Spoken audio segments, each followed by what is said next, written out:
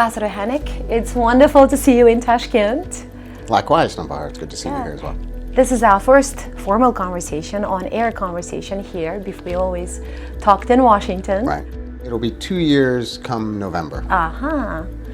And when you arrived, there were two major developments, regional, let's say. The United States had just left Afghanistan, and we were dealing with the issues concerning the border, specifically the aircraft issue, and we now are at a point where that issue seems to have settled. Is it all settled? I mean, is that aircraft fully under the control of the Uzbek government now, or is this an ongoing process? Navbahor, I don't have anything to add to what I've already said on the issue. It's settled. So the aircraft is at the disposal of Uzbekistan. U.S. will help to maintain it, and that's that. Again, the details of the program we're not prepared to discuss at this time. And the objections that we're hearing from the Taliban, does that change anything? Again, nothing further to. But the military cooperation is quite active between the two countries, right? The security cooperation. Military and security cooperation is excellent and getting better every day. And how much of that has to do with Afghanistan? I'd say certainly it has a lot to do with the threats that might be emanating from Afghanistan, with potential terrorism threats. Border security is important to our joint efforts to counter narcotics, people smuggling. So, but it's not unique to Afghanistan. I think the United States and Uzbekistan over the last several years have built a very robust security and military partnership to share information, to do exchanges, to enhance our mutual capabilities of meeting these joint threats. So the Afghanistan factor, I noticed in my conversations with the Uzbek officials, has decreased dramatically.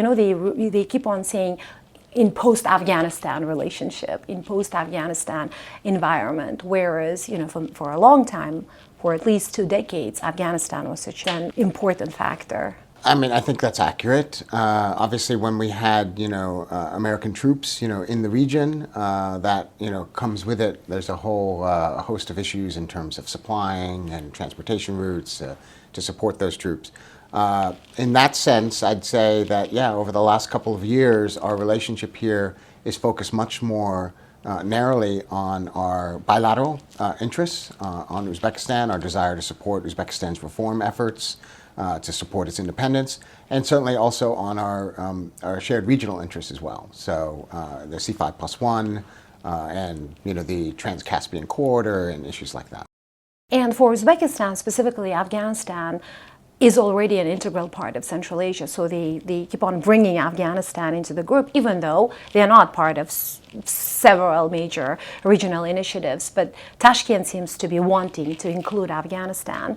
So just recently, in Termez, Euratom free zone opened. I'm sure you're watching that process. A gigantic economic project right on the Uzbek-Afghan border, and we saw a large delegation of the Taliban come welcome that initiative. It's, we believe, completely run by the Uzbek private sector.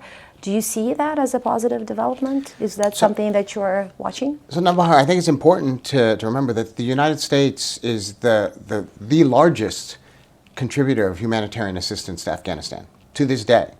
We provide, enormous amounts of humanitarian assistance because, like Uzbekistan, we have an interest in making sure that there are no humanitarian crises in Afghanistan, that there's no, security problems that result from, instability as a result of humanitarian crises. And we recognize at the same time that countries in the region, including Uzbekistan, have very legitimate economic interests that they have to deal with in conversation with, the so-called government in Afghanistan. At the same time, we have a very strong dialogue with Uzbekistan about Afghanistan. Uzbekistan is an active participant in the Doha, the international community's Doha process. And so I really think more than anything, our interests are very, very closely aligned, and we continue to work together, and hopefully working together along with our other partners in the international community, the Taliban will realize that it's in their interest to fulfill their commitments to the United States, their commitments to the international community, their commitments on human rights, and that hopefully this Doha process will then be able to move forward. So you do support the kinds of initiatives that we see now in terms of the creation of a free zone that'll give access to any Afghan for at least 2 weeks, I believe, if they're coming to do business. Afghans can be now employed in that zone in Uzbekistan. So, Navbahor, you know more of the details than I do. I can't really comment on the zone specifically, but broadly speaking, we do support anything that that helps ordinary Afghan people and contributes to stability, along the border. And we do recognize that Uzbekistan has, very legitimate economic concerns that they need to address. That, I think, should be separate from the question of the Taliban, their desire for international recognition, their desire to have, funds unblocked. Those are issues which we believe need to continue to be dealt collectively by the international community through the Doha process. These are some of the things actually I heard from even the managers of that zone. They believe that the zone should have nothing to do with the political developments, that no matter what, it should stay open, even if the Afghan government changes in the future or if there are any other instability in Afghanistan. They believe that that zone should continue to function because it's also open for other South Asian countries like Pakistan, and Russians and Chinese are coming there to do business as well. But so far there is nobody from the European Union or the United States. As far as I believe, no businesses have expressed any interest. Well, like I said, I hope that in the future, again, the Taliban will fulfill their international commitments and we can move towards a process, of normalization, in which case, a lot of countries might be, I think, interested in the economic development of the region. So it depends on the political will of Kabul. Absolutely. Yeah.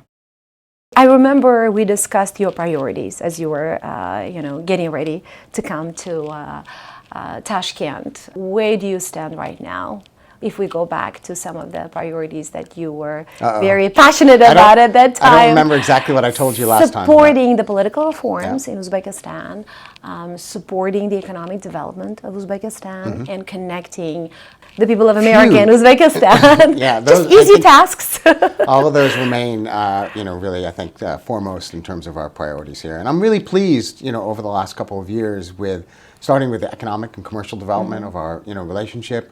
We've seen trade, increasing steadily, more and more interest from U.S. companies in opportunities here in Uzbekistan, more investment, billions of dollars of investment from U.S. companies here in Uzbekistan. And then also in terms of the economic reform process, really the government of Uzbekistan deserves enormous credit for the progress, even just over the last year, in their WTO negotiations, in the reforms that are necessary in order to join the WTO. And so we are really optimistic that Uzbekistan will eventually be a member of the WTO. As you know, U.S. Trade Representative Catherine Tai was just here a couple of months ago. She doesn't visit every country, and I think her visit here is a reflection of the importance that we attach to our economic relationship and the ongoing reform process. On political reforms, I think we've seen some pretty momentous developments here in Uzbekistan again over the last couple of years. The law against gender-based violence, I think, is a tremendous success and a model for the entire region. Still a lot of work to do. I think the government here and President himself would be the first to recognize that this is passing the law is just the beginning of the process of ensuring gender equality and making sure that women, of course, don't suffer from violence in the home. And we're pleased to partner with the government, but also with civil society and with the media, because civil society and the media were, I think, a very important part of the successful passage of that law, both in terms of consultation, in terms of raising public awareness, and they will be important going forward in terms of the implementation as well. On labor rights, I think we continue to see progress there as well, and we are eager to, and already are working with the government here to try to, following on the historic achievements that they had in terms of eliminating child and forced labor in the cotton harvest, to now make sure that they improve the relationship between employers and their workers, make sure workers know what their rights are and have the ability to work collectively, bargain for better working conditions, And these are things, again, where we're seeing, steady progress, and we're hopeful that things will continue to improve going forward as well. The government of Uzbekistan now recognizes that the civil society is critical. They're not just talking about the political development of Uzbekistan. They know that they need to have some independent voices that fights and expresses the interests of the private sector, and even like the communities. They recognize that the grassroots groups are important, and yet the development is very slow. Right. And almost everybody I talk with in the so-called tiny civil society says that it's gotten harder. It's hard to still get registered. It's hard to connect with the Uzbek government. And they also complain, of course, that there isn't much support from the international community, but the official registration is still an issue. How do you see, during your time here, where has the dynamic been going regarding the civil society? Because you do stay engaged with them. I would say we're seeing progress. It may not always be in a straight line.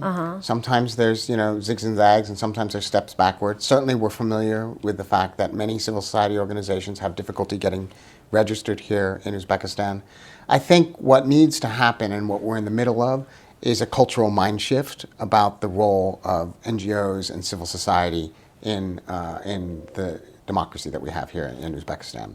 And there are obviously, I think, some, who grew up in a different system, who see civil society through a different lens. And it's changing the way they view civil society, and making sure that the government officials here see civil society as, okay, occasionally as critics that will hold them to account, but also as potential partners in terms of serving, providing services to the people. So I'm still optimistic, but I would agree, that more progress needs to be made. Another thing I think it's important to look at, and that gives me some cause for optimism, is that civil society doesn't have to look like it looks like in Washington or in Europe and other places. Civil society can be indigenous here. And as you probably know full well, Uzbekistan has a long history, for example, of the mahalla, organization here, these neighborhood councils. And the president himself has, I think, on multiple occasions talked about how important the mahallas are in terms of the development of Uzbekistan.